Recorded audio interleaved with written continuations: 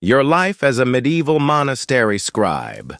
A calming bedtime journey through medieval times. Hello, everyone.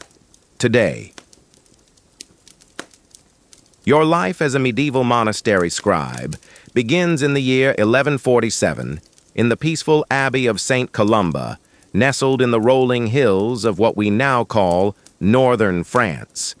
You are Brother Thomas, a young monk who has dedicated his life to the sacred art of copying manuscripts, preserving the wisdom of ages past for future generations.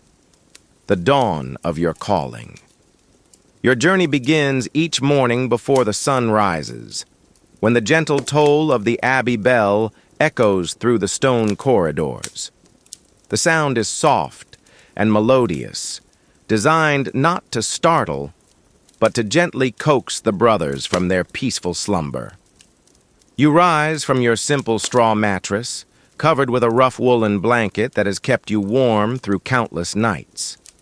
The cell you call home is small but sufficient, a narrow window that faces east to catch the first light of dawn, a wooden cross mounted on the wall, and a small chest containing your few possessions. The morning air is crisp and clean as you make your way through the cloister, your sandaled feet silent on the worn stone paths. Other brothers move like gentle shadows in the pre-dawn darkness, each following the rhythm of monastic life that has remained unchanged for centuries. The soft whisper of robes brushing against stone, the distant sound of brothers preparing for morning prayers, and the gentle cooing of doves in the bell tower create a symphony of serenity that begins each day. As you enter the chapel for lauds, the first service of the day, candlelight flickers against ancient stone walls.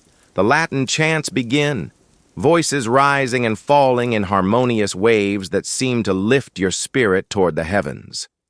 Deus, in adjutorium meum intende. O God, come to my assistance. The familiar words wash over you like a gentle tide, preparing your mind and heart for the sacred work that lies ahead. The sacred Scriptorium. After morning prayers and a simple breakfast of bread, cheese, and watered wine, you make your way to the Scriptorium, the heart of intellectual life in the monastery. This magnificent room is filled with natural light from tall windows that face north, providing steady illumination without the harsh shadows that direct sunlight might create. The windows are fitted with precious glass, a luxury that few monasteries can afford, but essential for the delicate work of manuscript illumination. The Scriptorium houses 12 wooden desks, each carved by the skilled hands of Brother Augustine, the monastery's carpenter. Your desk, positioned near the eastern window, has been worn smooth by years of use. The surface bears the gentle indentations left by countless hours of careful writing, each mark a testament to the dedication of scribes who came before you. A small wooden box holds your most precious tools, quills carefully selected from the finest geese, cut and shaped with meticulous precision, a collection of reed pens for different types of lettering, small pots of ink made from oak galls, iron and wine, and pumice stones for smoothing the writing surface. The smell of the Scriptorium is unlike anywhere else in the Abbey, a mixture of fresh parchment, ink, and the faint scent of the herbs used to prepare the writing materials. Rosemary and lavender are scattered among the supplies to keep insects away from the precious manuscripts. The atmosphere is one of profound quiet, broken only by the soft scratch of quills on parchment and the occasional whispered consultation between scribes. The art of parchment preparation. Before you can begin copying, you must prepare your writing surface. The finest manuscripts are written on parchment made from the skins of young calves or lambs, though sometimes you work with vellum, made from the even finer skin of newborn animals. The process of preparing parchment is itself a meditation on patience and devotion. You begin by selecting the skins that have been delivered from the Abbey's own livestock. Each skin must be carefully examined for flaws, scars from brambles, marks from parasites, or uneven thickness that might affect the writing. The selected skins are soaked in lime water for several days, a process that helps remove the hair and begins to break down the fibers. The smell is pungent, but not unpleasant, mixing with the fresh air of the preparation room. After soaking, you stretch the skin on a wooden frame, securing it with leather ties.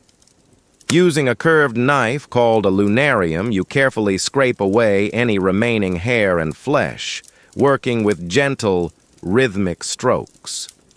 The motion becomes almost hypnotic. Scrape, check, scrape again, as you gradually reveal the smooth cream-colored surface beneath.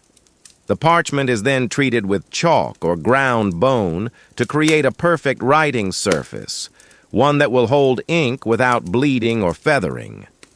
The finished parchment feels smooth as silk under your fingers, with a subtle texture that provides just enough grip for the quill.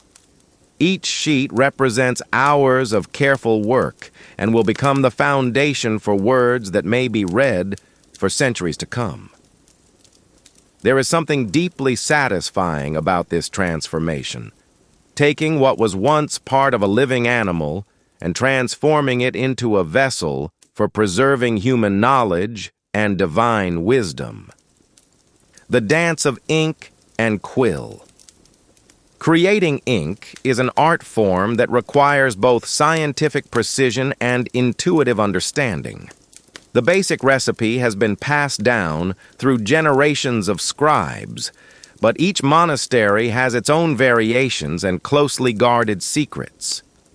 You begin with oak galls, the round growths that form on oak trees when wasps lay their eggs. These galls are rich in tannins, the crucial ingredient that will give your ink its deep, permanent color. The galls are crushed in a stone mortar with a pestle, releasing their bitter contents.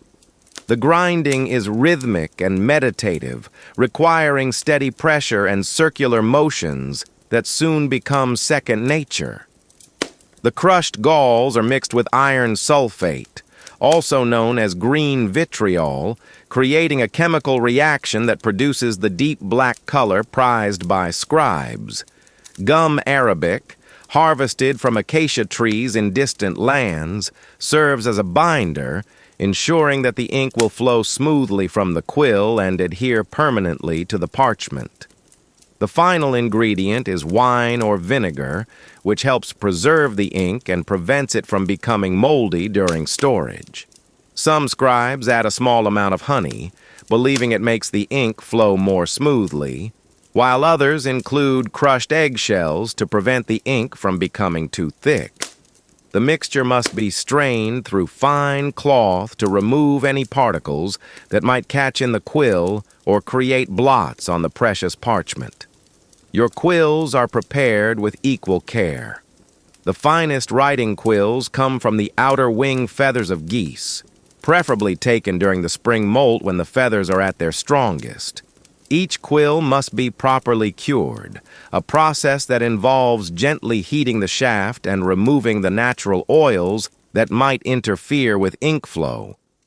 The tip is cut with a sharp knife at precisely the right angle, creating a split that allows ink to flow from the shaft to the writing surface.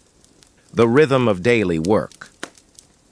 Your typical day in the Scriptorium follows a pattern as regular as the monastery bells.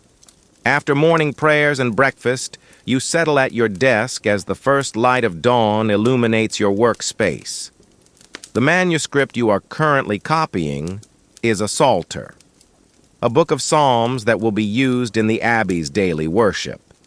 Each page contains 30 lines of text, written in the elegant Carolingian minuscule script that has become the standard for scholarly works.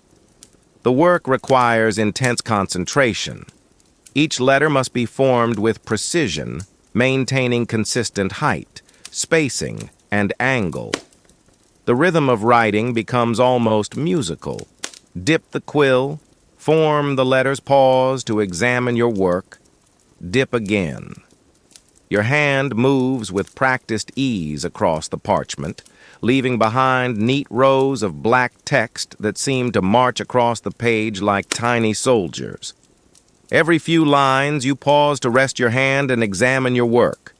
Mistakes are costly on precious parchment, so prevention is far better than correction. You check the spacing between words, ensuring that the text is neither too cramped nor too spread out. The margins must be perfectly straight, creating a frame for the text that is both functional and beautiful. As the morning progresses, the Scriptorium fills with the quiet sounds of scholarly work. Brother Marcus, working at the desk beside you, specializes in copying works of theology and philosophy. His careful script flows across the page as he reproduces the writings of St. Augustine or the commentaries of the Church Fathers. Across the room, Brother Paul works on a Book of Hours, adding delicate decorative borders around the text with gold leaf and brilliant colors. The only breaks in your morning routine come at the appointed times for prayer. When the bell rings for terce, the third hour of the day, you carefully clean your quill and cover your work before joining your brothers in the chapel. These moments of prayer provide not just spiritual refreshment, but also physical relief for eyes strained by close work and hands cramped from gripping the quill. The art of illumination. While much of your work involves copying text, you also participate in the creation of illuminated manuscripts, works of art that combine beautiful calligraphy with intricate decorative elements. The term illumination comes from the Latin word illuminare, meaning to light up or brighten, and these decorated manuscripts truly do seem to glow with inner light.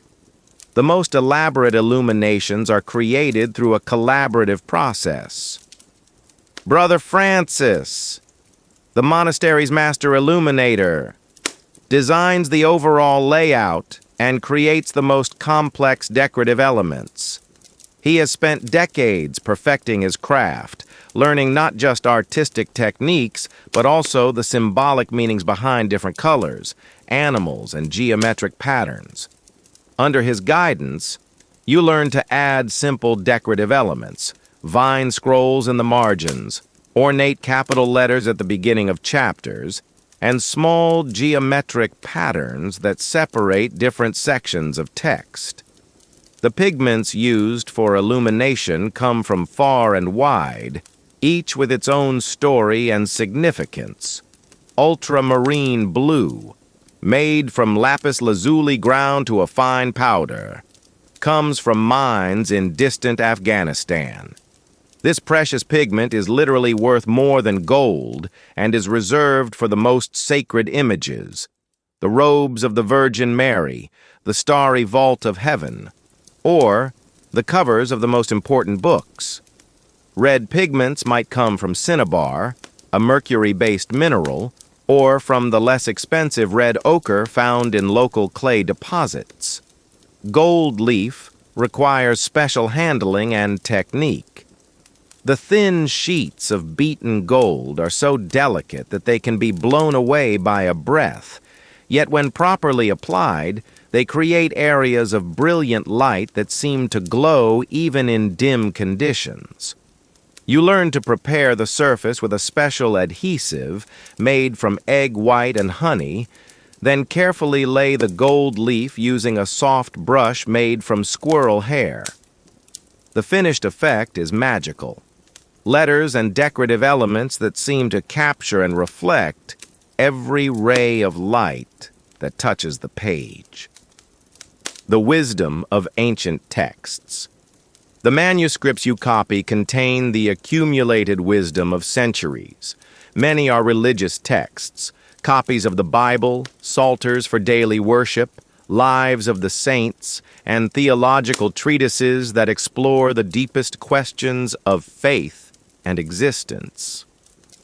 But the monastery library also contains works of classical learning that have been preserved through the dedicated efforts of generations of scribes. You might spend weeks copying Virgil's Aeneid, losing yourself in the epic tale of Aeneas and the founding of Rome. The Latin poetry flows from your quill like music, each carefully formed letter contributing to verses that have inspired readers for over 1,000 years. Or perhaps you work on a medical treatise, copying descriptions of herbs and their healing properties, anatomical drawings, and surgical procedures that represent the cutting edge of medieval medical knowledge. One of your most challenging projects is copying a work by Aristotle, translated from Greek into Latin by scholars who worked in the great libraries of Córdoba and Toledo. The philosophical arguments are complex and demand your complete attention. You must understand not just the individual words, but the flow of logical reasoning, ensuring that no copying error corrupts the chain of thought that might lead a reader to profound insights about the nature of reality, knowledge, or ethics. Historical chronicles present their own fascinations and challenges. You copy accounts of great battles, descriptions of royal courts, and stories of miraculous events that blur the line between history and legend. Each manuscript is a window into a different world, and as you copy the words, you become intimately familiar with the thoughts and experiences of people separated from you by centuries or continents. The monastery community. Your life as a scribe is deeply embedded in the larger community of the monastery.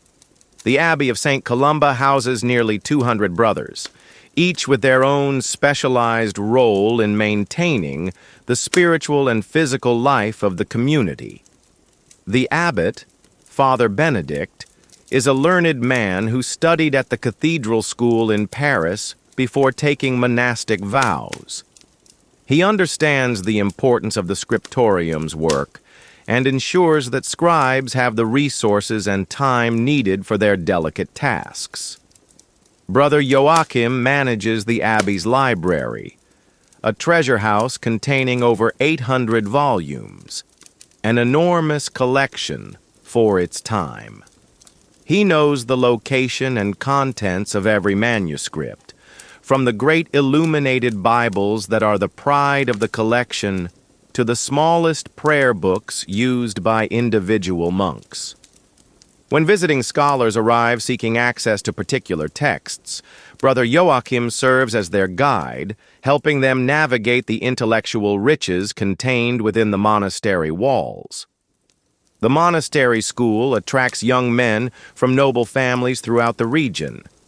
These students, some destined for careers in the church and others preparing for secular life, receive instruction in Latin grammar, rhetoric, arithmetic, and theology. As an experienced scribe, you occasionally teach calligraphy classes, sharing the techniques that have taken you years to master. There is deep satisfaction in watching a young student's writing improve, seeing uncertainty and clumsiness gradually replaced by confidence and skill. The Kitchen Brothers provide the simple but nourishing meals that sustain your work. Brother Gerard, the head cook, has an intuitive understanding of the scribe's needs. During the winter months, when the scriptorium can be cold and damp, He ensures that the morning meal includes warm porridge with honey and spices that help maintain concentration and energy. In summer, when the afternoon heat can make detailed work difficult, he provides light meals of bread, cheese, and fresh fruit that satisfy hunger without causing drowsiness. Seasonal rhythms. The rhythm of your work changes with the seasons, each bringing its own challenges and opportunities. Winter is the most productive time for copying, as the shorter days and cold weather naturally encourage indoor work. The scriptorium is heated by braziers filled with charcoal, creating a warm microclimate that protects both scribes and manuscripts from the harsh weather outside. The windows may be covered with oiled cloth or wooden shutters during the worst storms, forcing you to work by candlelight. But the steady illumination is actually preferable for detailed work. During the coldest months, your breath might form small clouds in the air, but your hands remain warm and flexible thanks to the heated writing implements that Brother Augustine has designed. These ingenious devices, metal sleeves that fit over the quill shaft and can be warmed by the fire, prevent the cramping and stiffness that cold weather can cause in a scribe's fingers. Spring brings renewed energy and fresh challenges. As the days grow longer, more light floods the scriptorium, allowing for extended work sessions. This is the season for beginning major new projects. Perhaps a complete copy of the Bible that will take months to complete, or an illuminated psalter commissioned by a wealthy patron. The increased light also makes it easier to work with the finest pigments and gold leaf, as the subtle variations in color that distinguish masterful illumination from merely competent work become more visible. Spring is also the time for gathering many of the materials used in manuscript production. You join expeditions to collect oak galls from the forest, carefully selecting only the finest specimens for ink making. Other brothers gather herbs for the preparation of parchment and the mixing of pigments. The monastery's garden provides plants used in medicine and dye making, madder root for red pigments, woad for blue, and various flowers for yellow dyes. Summer presents its own unique rhythm. The heat can make extended writing sessions uncomfortable, so the workday is often reorganized to take advantage of the cooler morning and evening hours. Midday might be reserved for tasks that don't require such intense concentration, perhaps organizing the library, cleaning and maintaining writing implements, or teaching younger brothers the basics of calligraphy. The long summer days are perfect for working on illuminated manuscripts. Brother Francis often schedules the most complex decorative work for this season, when the extended daylight hours allow for the precise color matching and detailed brushwork that illumination requires. You might spend entire afternoons working on a single decorated initial, carefully building up layers of paint and gold to create effects that will dazzle readers for centuries to come. Autumn is a time of completion and preparation. Major projects begun in spring are finished, and preparations begin for the winter months ahead. This is when the monastery's annual book fair takes place, attracting scribes, scholars, and book collectors from across Europe. Your work might be displayed alongside manuscripts from other scriptoriums, allowing you to see different regional styles and techniques. The autumn also brings the harvest season, and even scribes are sometimes called upon to help with the crucial work of gathering and preserving food for winter. These breaks from copying provide welcome variety and help maintain the strong sense of community that characterizes monastic life. Working alongside brothers whose daily tasks involve farming, brewing, or crafts provides perspective on your own specialized role within the larger organism of the monastery. The craft of bookbinding. Your involvement with manuscripts doesn't end when the copying is complete. The finished pages must be gathered, sewn, and bound into durable volumes that can withstand centuries of use. Bookbinding in the medieval period is a craft that combines practical engineering with artistic expression. The process begins with careful examination of each completed page. Every sheet of parchment is checked for errors, stains, or damage that might have occurred during the copying process. Minor flaws can sometimes be corrected. A small stain might be carefully scraped away with a sharp knife, or a tiny hole in the parchment might be mended with a patch of matching material. More serious problems require difficult decisions about whether to recopy entire sections or accept imperfections in the finished work. Once the pages pass inspection, they are arranged in signatures, folded sheets that will form the basic structure of the book. A typical signature contains 4 or 8 pages, depending on the size of the original parchment sheets and the desired final dimensions of the book. The arrangement requires careful planning to ensure that the text flows properly from page to page and that any illustrations or decorative elements appear in their intended positions. The signatures are sewn together using strong linen thread or thin leather cords. The sewing must be tight enough to hold the book together under heavy use, but not so tight as to prevent the book from opening properly.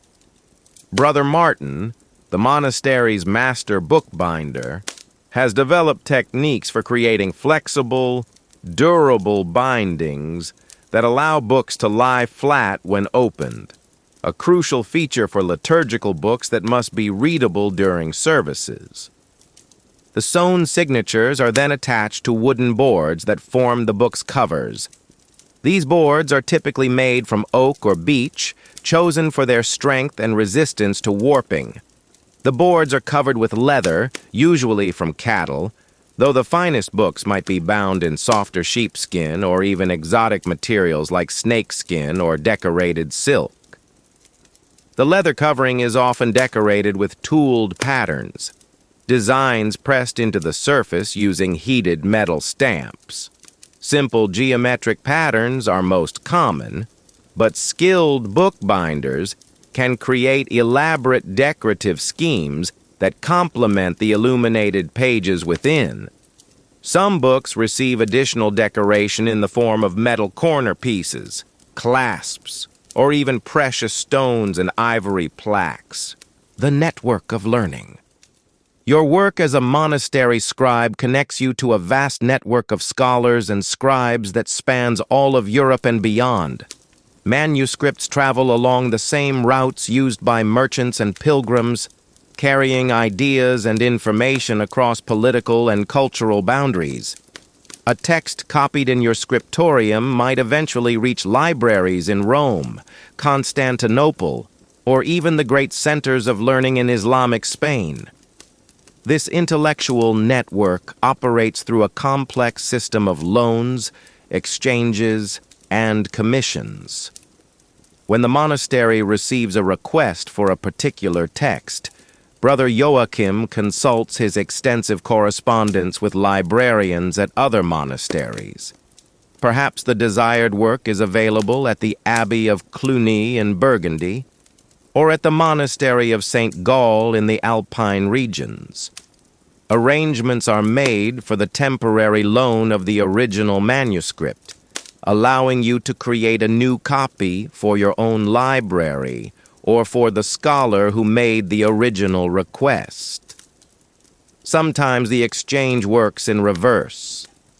A visiting scholar might arrive with a rare text that exists in only a few copies, offering to leave it at the monastery long enough for a copy to be made. These opportunities are treasures, allowing the Abbey's collection to grow and providing you with the chance to work with texts that few scribes will ever see. The international scope of manuscript culture means that you occasionally work with texts in languages other than Latin. Greek manuscripts require special skills and materials. The script is unfamiliar to most Western scribes, and errors in copying could completely change the meaning of philosophical or theological arguments. Hebrew texts present even greater challenges, as the writing system is completely different and must be copied from right to left rather than left to right. One of your most memorable projects involves copying a mathematical treatise that includes Arabic numerals, still a novelty in 12th century Europe. The strange symbols and computational methods seem almost magical compared to the cumbersome Roman numerals traditionally used for calculation. You sense that you are participating in a revolution in human knowledge, copying techniques that will eventually transform commerce, science, and scholarship throughout the Christian world. Challenges and setbacks. Life as a monastery scribe is not without its difficulties and disappointments. The work demands intense concentration and physical endurance, and the tools and materials are always vulnerable to accident or decay. A moment's inattention can result in a blot of ink that ruins hours of careful work. A damaged quill might leave irregular strokes that mar an otherwise perfect page. Even more frustrating, a flaw in the parchment that wasn't visible until the ink was applied might force you to abandon a nearly completed sheet. Weather presents constant challenges. Summer heat can make the scriptorium unbearably stuffy, while winter cold affects both the scribes and their materials. Ink might freeze in extremely cold weather, while excessive humidity can cause parchment to warp or develop mold. Sudden temperature changes can cause the carefully prepared writing surfaces to crack or become unusable. The monastery's economic situation also affects your work. During years of poor harvests or political instability, the resources available for manuscript production may be severely limited. The finest parchment becomes prohibitively expensive, forcing you to work with inferior materials that make your job more difficult and the final product less satisfactory. Pigments for illumination, many of which come from distant lands, may become unavailable due to disrupted trade routes or political conflicts. Personal health issues pose another constant concern. The close work required for copying can strain your eyes, leading to headaches and gradually declining vision. The repeated motions of writing can cause pain in your hand, wrist, and arm. Some older scribes develop a characteristic stoop from years of bending over their desks, and many suffer from back problems that make long writing sessions increasingly difficult. Despite these challenges, there are also moments of profound satisfaction and achievement. The completion of a major project, perhaps a beautifully illuminated gospel book that has taken months to complete, provides a sense of accomplishment that more than compensates for the difficulties endured along the way. Seeing your work appreciated by scholars and used in the monastery's liturgical life gives meaning to the countless hours of patient, detailed labor. Preserving the past, creating the future. As a medieval scribe, you serve as a crucial link between the wisdom of the ancient world and the intellectual development of future generations. Many of the texts you copy are the only existing copies of works by classical authors. Your careful reproduction ensures that the philosophical insights of Aristotle, the historical narratives of Livy, or the poetic genius of Ovid will survive to inspire readers who have not yet been born. The responsibility is enormous and sometimes overwhelming. you are acutely aware that a single error in copying might corrupt a text for all future readers. A misplaced word in a medical treatise could lead to incorrect treatments.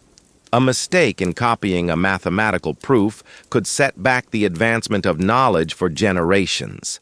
This awareness makes you cautious and methodical, double-checking every line and consulting with other scribes when you encounter passages that seem unclear or problematic. At the same time, you recognize that the act of copying is itself an act of interpretation and creation. No two scribes produce identical copies of the same text.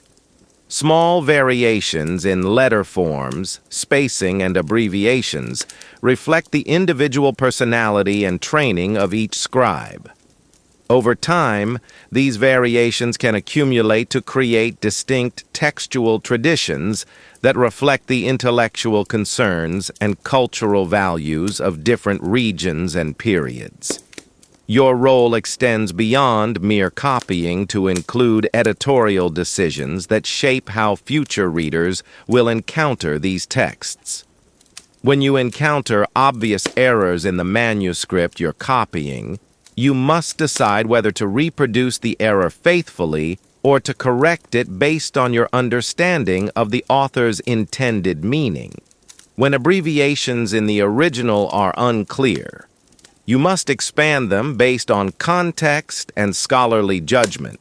These decisions, multiplied across thousands of manuscripts and hundreds of scribes, collectively determine which versions of ancient texts survive and which are lost to history. The daily office and spiritual life. Your work as a scribe is inseparable from your life as a monk, and the rhythm of prayer that structures each day provides both interruption and inspiration for your scholarly labor.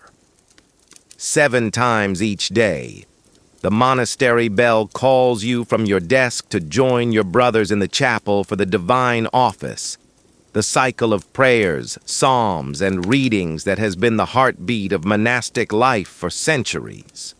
Lauds at dawn begins the day with psalms of praise and thanksgiving. The morning light streaming through the chapel windows seems to mirror the spiritual illuminations sought through prayer and study.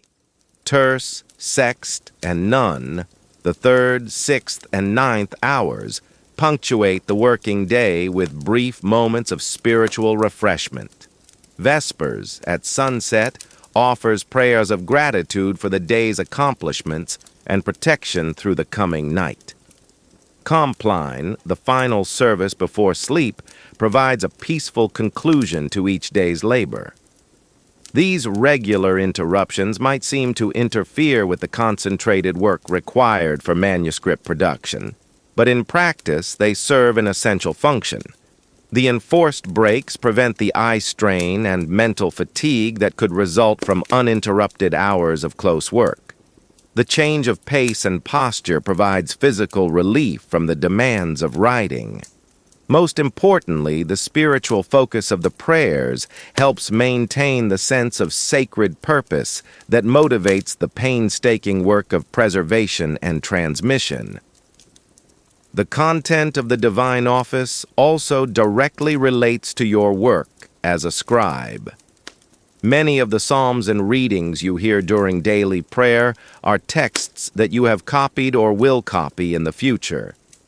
This dual engagement, hearing the words in worship and reproducing them in writing, creates a deep familiarity with the sacred texts that goes far beyond mere mechanical reproduction. You internalize the rhythm and meaning of the scriptures, allowing you to work more efficiently and to catch errors that might escape a scribe who was less familiar with the content. Relationships and community. Despite the solitary nature of much scribal work, your life is rich with human relationships and community involvement. The Scriptorium itself is a collaborative environment where scribes with different specialties and levels of experience work side by side, sharing knowledge and providing mutual support. Brother Francis, the master illuminator, becomes not just a teacher, but a mentor whose wisdom extends far beyond technical instruction. His patient guidance helps you develop not only artistic skills, but also the aesthetic judgment and spiritual insight that distinguish truly great illuminated manuscripts from merely competent ones. Your relationship with Brother Joachim, the librarian, evolves over the years from student and teacher to trusted colleagues. His encyclopedic knowledge of the monastery's collection makes him an invaluable resource when you encounter unfamiliar texts or need to verify uncertain readings. In turn, your experience as a working scribe provides him with practical insights into the physical condition and usability of manuscripts that help inform his decisions about which texts to prioritize for recopying or rebinding. The novices who come to the Scriptorium for training bring fresh energy and perspectives that keep the work environment dynamic and engaging.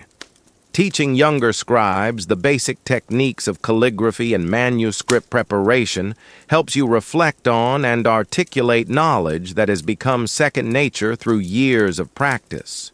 Their questions often force you to think more deeply about why certain techniques work better than others, leading to insights that improve your own work.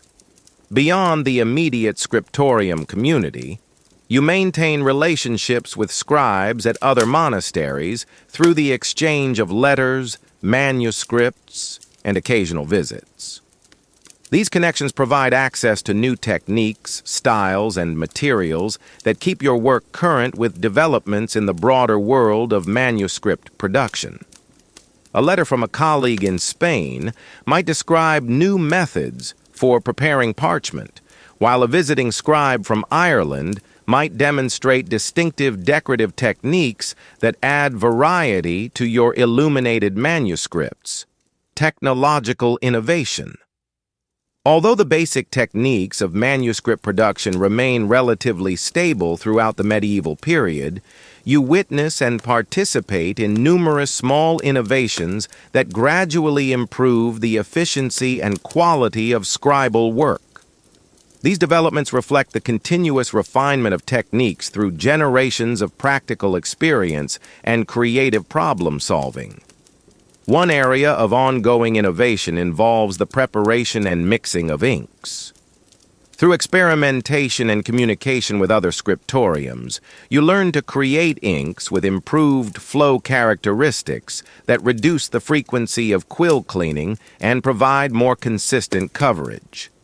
The addition of small amounts of honey or egg white to the basic iron gall formula creates inks that remain workable longer and produce clearer, more durable text. Improvements in quill preparation represent another area of technical advancement. Brother Augustine develops a method for treating quills with gentle heat that makes them more flexible and longer lasting. The precise angle and width of the quill's tip are gradually refined to produce different effects. Broad, bold strokes for decorative letters, fine lines for detailed work, and medium weights for body text that balances readability with efficient use of precious parchment. The design of writing desks and other scriptorium furniture evolves to better support the demanding physical requirements of scribal work. Adjustable writing surfaces allow scribes to find the optimal angle for different types of work, reducing strain on the neck and back.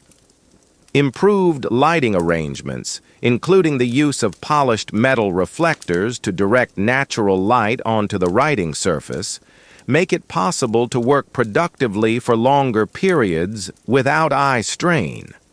Perhaps most significantly, you participate in the development of new abbreviation systems and standardized spellings that make copying more efficient while maintaining accuracy.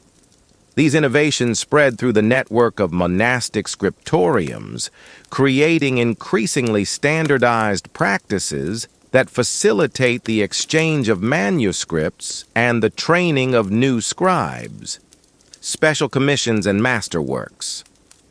Throughout your career as a monastery scribe, certain projects stand out as particularly significant or challenging.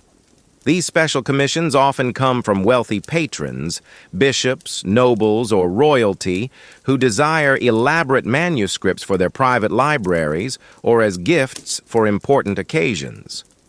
Working on these prestige projects provides opportunities to employ the finest materials and most advanced techniques, pushing your skills to their limits and creating works that represent the highest achievements of medieval book arts. One such commission arrives from the court of the local count, who desires a deluxe psalter for presentation to his daughter upon her marriage to a neighboring lord. The manuscript is to be written on the finest vellum, with every page decorated with elaborate borders and numerous full-page illustrations depicting scenes from the Psalms. The project requires close collaboration between you and Brother Francis, as well as consultation with scholars to ensure that the iconographic program properly reflects both the text and the political significance of the commission. The work begins with careful planning of the overall design. Each page must be laid out to accommodate both text and decoration while maintaining perfect balance and proportion. The script size and line spacing are calculated to ensure that the text fits properly within the decorative framework, while the placement of illustrations is planned to create visual interest and support the manuscript's function as both a devotional text and a work of art.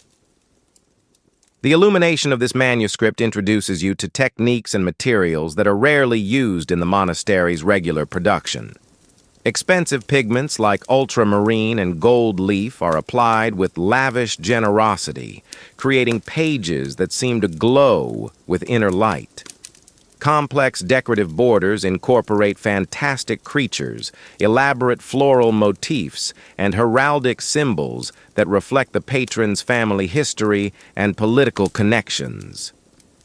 The wider world of learning. Your position as a monastery scribe provides a unique window into the intellectual currents of the 12th century. Through the manuscripts you copy and the scholars who visit the Abbey, you become familiar with the major philosophical and theological debates of your time. The rediscovery of Aristotelian philosophy, transmitted through Arabic translations and commentaries, challenges traditional ways of thinking about the relationship between reason and faith. You copy portions of the works of Averroes and Avicenna, Islamic philosophers whose sophisticated analyses of Aristotelian thought are beginning to influence Christian thinkers throughout Europe.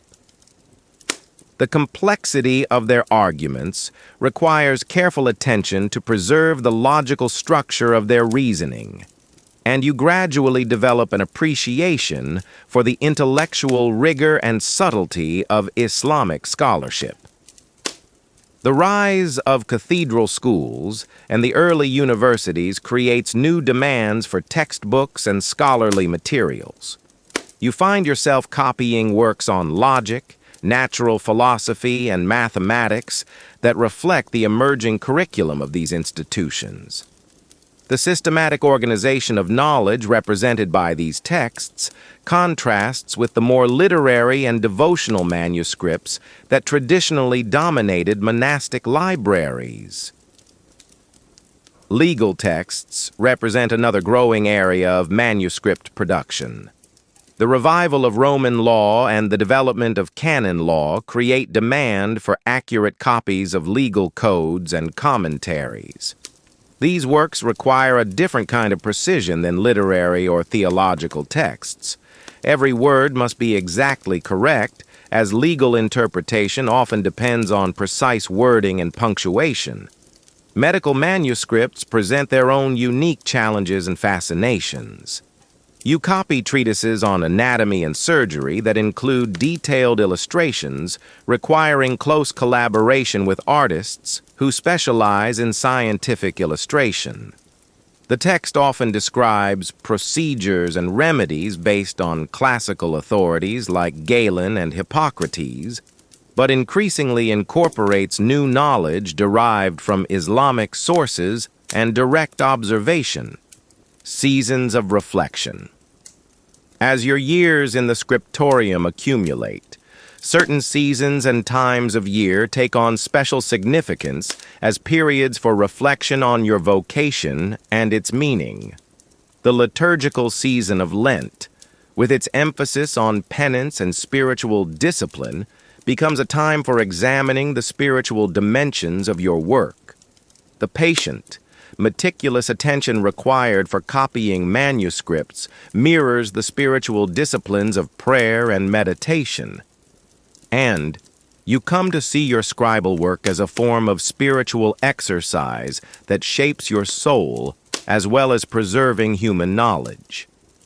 During these periods of reflection, you become more aware of the profound responsibility inherent in your role. Every text you copy represents the thoughts and insights of human minds stretching back centuries. Your careful work ensures that future generations will have access to this accumulated wisdom, while careless mistakes could distort or destroy ideas that took lifetimes to develop. The weight of this responsibility is both humbling and inspiring, motivating ever greater precision and dedication. The arrival of spring brings its own rhythm of renewal and fresh beginnings. As the natural world awakens from winter dormancy, the Scriptorium takes on new energy and purpose. Major new projects are often begun during this season when the increasing light and moderate temperatures create optimal working conditions. The gathering of fresh materials, new parchment from spring lambs, inks made from the first oak galls of the season, and pigments from newly bloomed flowers, connects your intellectual work to the natural cycles that govern all life. The art of memory. In an age before printing, the relationship between written text and human memory is intimate and complex. As a scribe, you develop not only skill in reproducing texts, but also extraordinary powers of memorization that assist in your work and enrich your spiritual life. The texts you copy become part of your inner landscape, and you often find yourself able to recite long passages from memory. This memorization is not merely mechanical, but involves deep understanding of the structure and meaning of the texts. The Psalms, copied countless times throughout your career, become as familiar as your own thoughts. You internalize their rhythms and metaphors so completely that they provide a constant source of comfort and inspiration during difficult periods. The ability to recall appropriate scriptural passages for any situation makes you a valued counselor to younger monks and visiting pilgrims seeking spiritual guidance. The process of memorization also enhances your skills as a scribe. When copying familiar texts, your memory serves as a check against errors, alerting you when your eye has skipped a word or when the text seems to deviate from the expected reading. This internal verification system, developed through years of careful reading and copying, helps maintain the accuracy that is essential for preserving textual integrity across generations. Brother Francis teaches you special mnemonic techniques developed by classical rhetoricians and adapted for Christian use. These methods involve creating mental images and associations that make it easier to remember complex passages.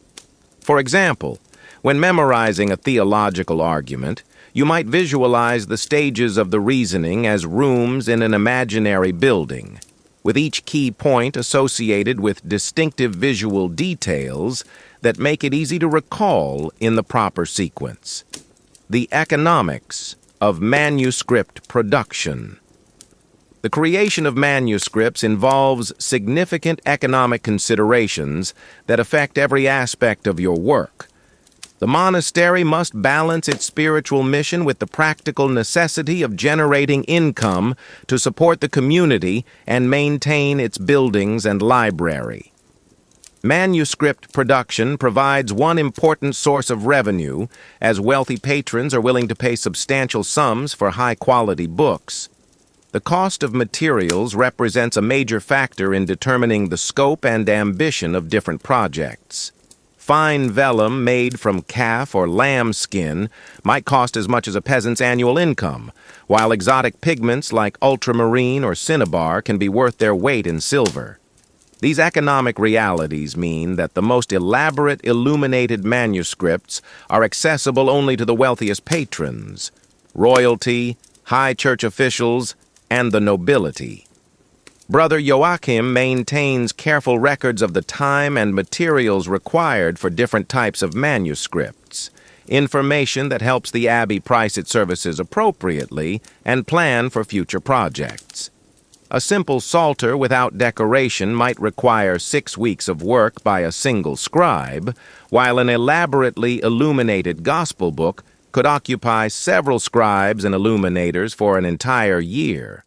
The monastery also participates in a complex network of exchanges that supplement direct payment for manuscripts.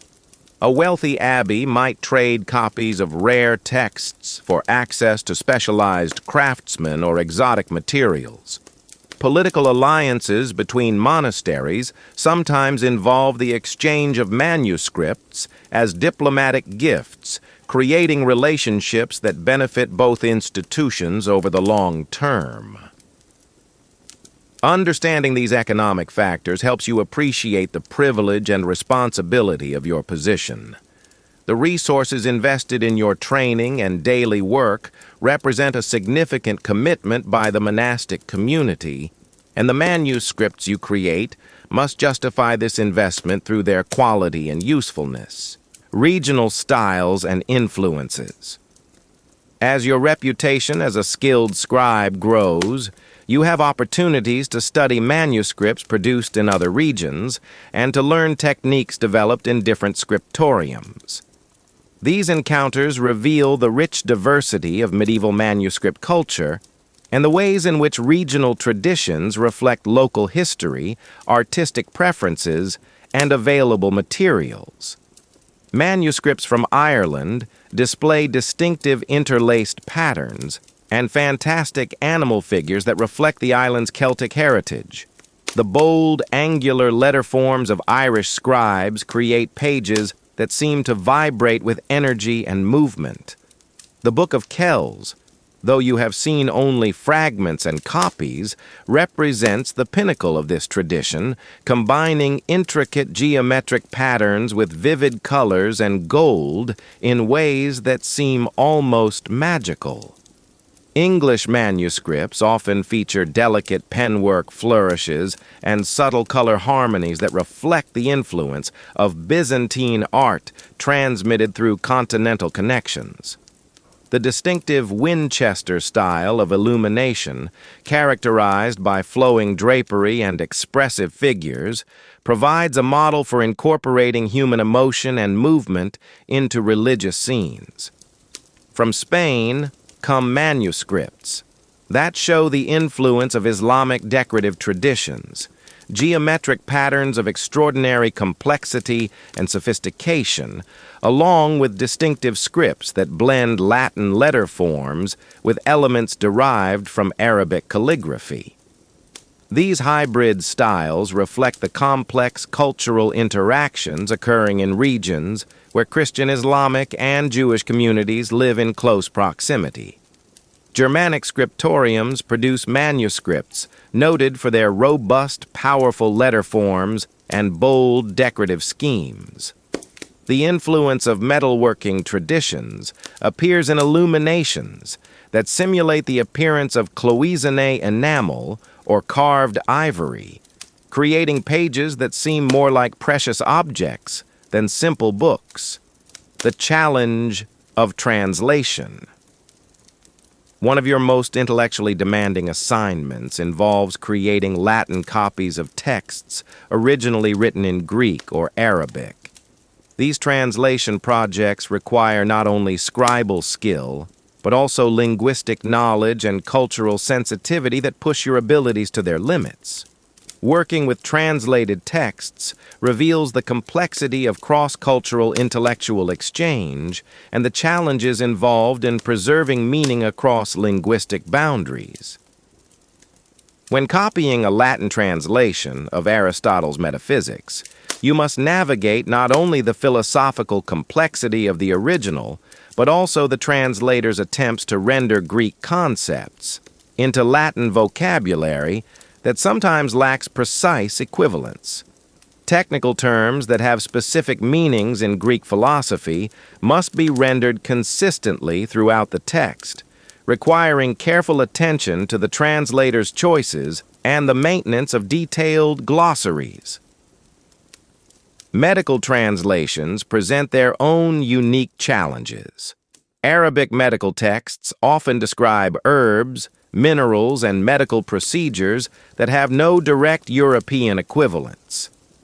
The translator must find ways to convey practical information while acknowledging the limitations of cultural translation. Your role as scribe includes checking these translations for internal consistency and clarity, ensuring that future readers will be able to understand and apply the knowledge being transmitted.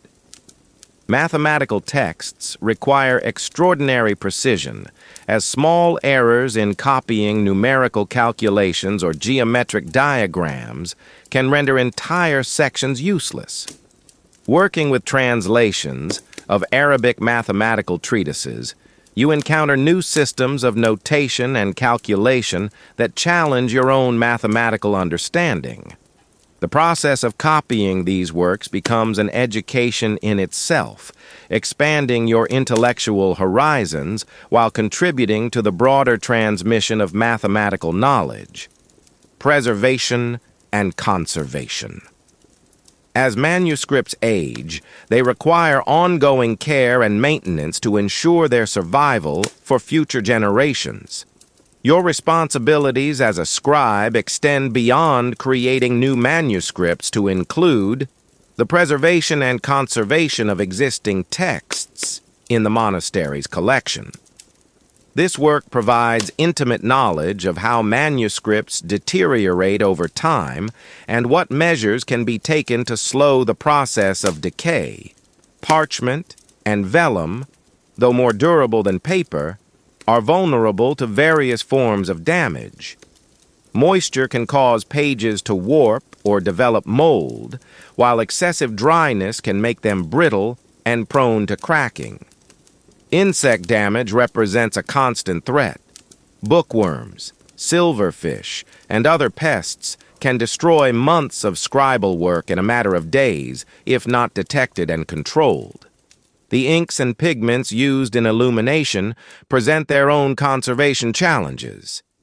Iron gall ink, while permanent when first applied, can become corrosive over time, literally eating through the parchment it was meant to preserve.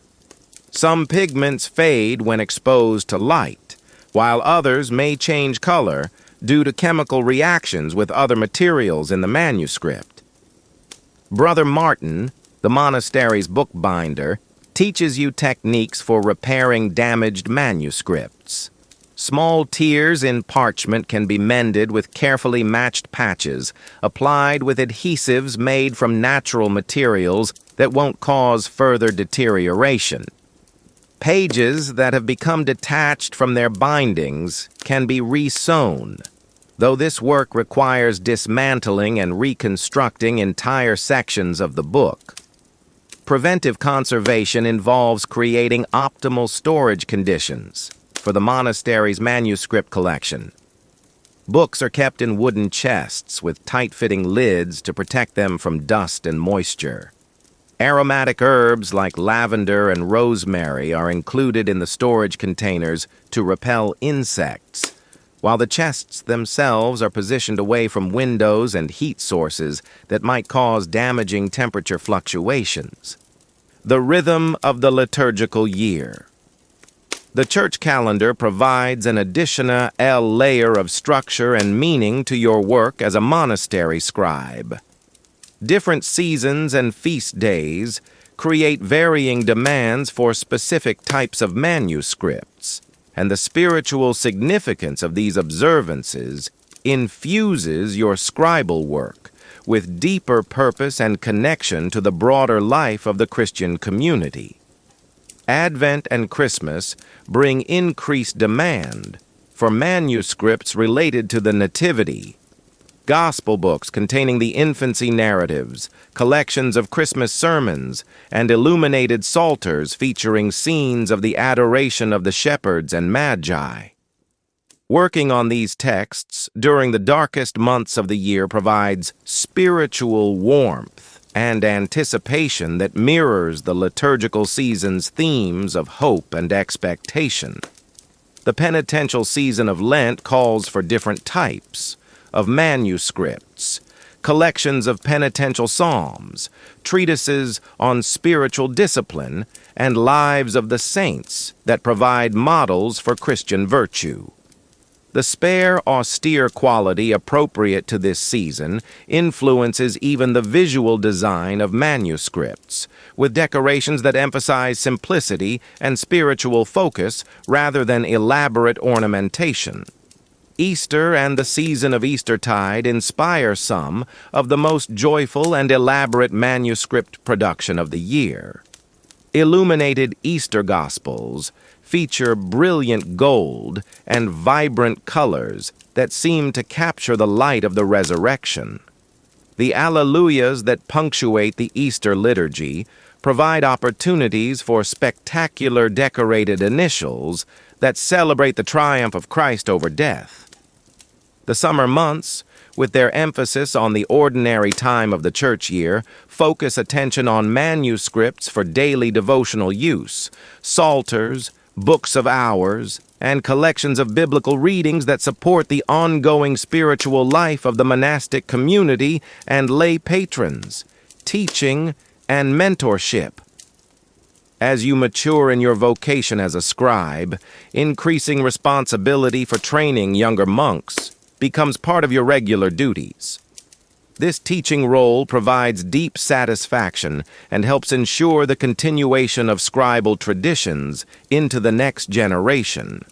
The process of instruction also forces you to articulate knowledge that has become intuitive through years of practice, often leading to insights that improve your own work.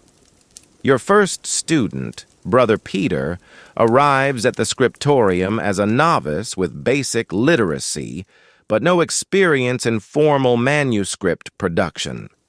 Teaching him begins with the fundamentals: how to cut and prepare quills, mix ink to the proper consistency, and maintain good posture during long writing sessions. These seemingly simple skills actually require considerable practice to master, and watching Brother Peter's gradual improvement helps you appreciate the complexity of abilities you now take for granted. The progression from basic letter formation to fluent scribal hand follows a predictable pattern, but each student brings individual challenges and strengths. Brother Peter has excellent eyesight and steady hands that make him naturally suited for detailed work, but his impatience with slow progress sometimes leads to careless mistakes. Brother Andrew, who joins the Scriptorium the following year, works more slowly but with meticulous attention to detail that produces consistently high-quality results. Teaching illumination techniques requires different pedagogical approaches than instruction in basic copying. The artistic skills involved in manuscript decoration draw on visual intuition and creative judgment that cannot be reduced to simple rules. Brother Francis involves you in training illuminators, and you learn to guide students through exercises that develop their aesthetic sensitivity as well as their technical abilities. pilgrims, and visitors. The monastery's reputation as a center of learning attracts a steady stream of visitors who enrich your understanding of the wider world and its intellectual currents. Pilgrims traveling to major shrines often stop at the Abbey to rest and worship, bringing news from distant places and sometimes carrying manuscripts or books that add to your knowledge of different regional traditions. Scholarly visitors present particular opportunities for intellectual exchange. A bishop traveling to Rome might spend several days at the monastery, using the time to consult rare texts in the library and to discuss theological questions with the learned members of the community. These conversations often reveal gaps in the monastery's collection or suggest new texts that would be valuable additions to the Scriptorium's copying projects. Occasionally, visitors bring manuscripts that they wish to have copied during their stay. A nobleman might commission a personal psalter while making a pilgrimage, or a scholar might arrange for copies of texts needed for his own research or teaching. These projects provide variety in your regular routine and expose you to manuscripts produced in different scriptoriums with their own distinctive styles and traditions. Some visitors come specifically to study particular texts in the monastery's collection. The Abbey's copy of Augustine's City of God, produced by scribes 2 generations before your time, is considered one of the finest examples of that text available anywhere. Scholars travel considerable distances to consult this manuscript, and their intensive study sometimes reveals readings or interpretations that influence your own understanding of the text. The hospitality extended to visitors reflects the monastery's commitment to the free exchange of knowledge and the Christian duty of welcoming strangers. Guest quarters are maintained specifically for scholarly visitors, and the community takes pride in the reputation that attracts learned men from throughout Europe. Personal devotion and spiritual growth. Your work as a scribe profoundly shapes your spiritual life and personal devotional practices. The intimate familiarity with sacred texts that comes from copying them word by word creates a foundation for prayer and meditation that enriches your entire monastic experience. Passages that you have copied dozens of times become internalized in ways that make them available for spiritual reflection during times of personal trial or celebration. The physical act of writing itself becomes a form of prayer. The careful formation of each letter, the attention to proper spacing and alignment, and the goal of creating beautiful pages worthy of their sacred content all require a focused mindfulness that parallels the mental discipline cultivated in formal meditation. Brother Francis often reminds the scribes that their work is itself a form of worship, an offering of time and skill in service of preserving and beautifying God's Word. Certain texts take on special personal significance through the process of copying. Your work on the Psalms of David creates an intimate relationship with these ancient prayers that enriches your participation in the daily divine office. When the community chants Psalm 23 during evening prayer, you hear not just the familiar words, but recall the careful attention required to reproduce each line, the beauty of the illuminated initial that begins the psalm, and the spiritual insight that guided its original composition. The lives of the saints that you copy provide models for Christian living that inspire your own spiritual development. The patience of Saint Benedict in establishing monastic communities mirrors the patience required for careful manuscript work. The scholarly dedication of Saint Jerome in translating the Bible into Latin reflects your own commitment to preserving and transmitting sacred knowledge. Technological horizons. Even in the medieval world, new technologies and techniques gradually transform the practice of manuscript production. Your career spans decades during which subtle but significant innovations improve the efficiency and quality of scribal work. These changes, while less dramatic than the printing revolution that will come centuries later, demonstrate the continuous evolution of human knowledge and technique. Improvements in paper production, though you continue to work primarily with parchment, begin to affect manuscript economics. Paper made from rags and other textile waste provides a cheaper alternative to animal skin writing surfaces, though its lower quality makes it unsuitable for the finest liturgical and scholarly books. You occasionally work with paper for draft copies and everyday documents, appreciating its convenience while recognizing its limitations. New techniques for preparing and refining pigments produce colors of unprecedented brilliance and stability. Trade connections with Islamic lands provide access to mineral pigments and preparation methods that were previously unknown in Christian Europe. These new materials allow for illuminated manuscripts of extraordinary beauty that rival the finest works produced in Constantinople or Cordoba. Mathematical instruments and optical devices begin to appear in the most advanced scriptoriums. Simple magnifying lenses, though still crude by later standards, help scribes work with smaller letter forms and more detailed decorations. Geometric instruments improve the accuracy of diagrams in mathematical and astronomical texts, while new techniques for measuring and dividing pages create more precise layouts. The development of new abbreviation systems and standardized scripts improves the efficiency of copying while maintaining legibility and accuracy.